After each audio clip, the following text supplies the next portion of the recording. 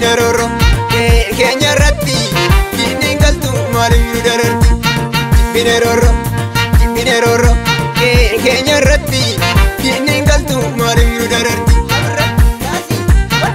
Wada gafiro mo kandide kerro fayota nu fite kerro dunu waltane duna sirna gada titibula kerro kana yoni bebu kerro sabage fudu kerro martu wal gorfadu kerro gada bijadu kerro karake dofadu kerro pakatu sinyata kerro jano dorfadu kerro abba biyatati kerro abba dugatati kerro ati dugam denta guma makakeja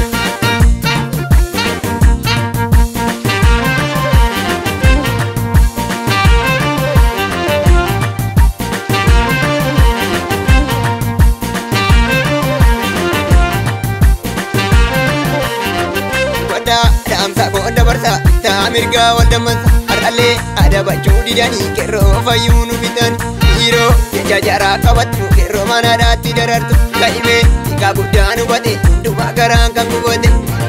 kaime valera warkasi kaime asira warkasi kaime jawara warkasi kaime bora warkasi kaime walaga warkasi kaime mara warkasi kaime urana warkasi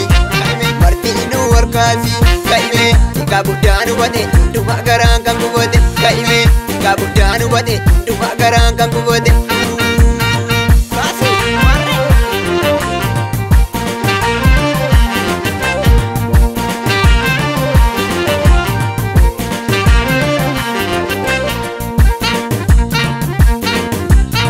kane warkabane demna yoromiya kenya oromo ada saati mula ugati debi dura kerro edu duga kandure koto takale bagabuwe arale jira duga bijati sena akale sakabati dule kanam birati marga soda ajaran kamu takam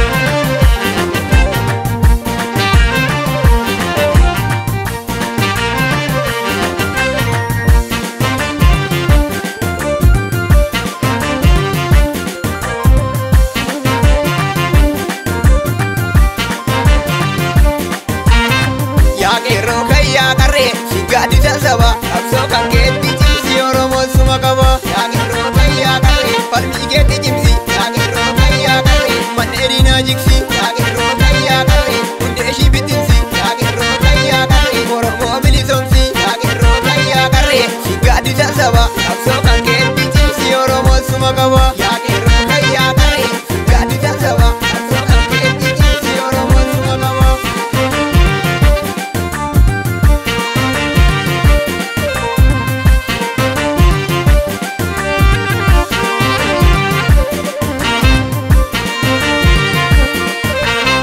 Amanti dan biya wal nyaachis wanta dubbadha arralee sirnuma kalee jira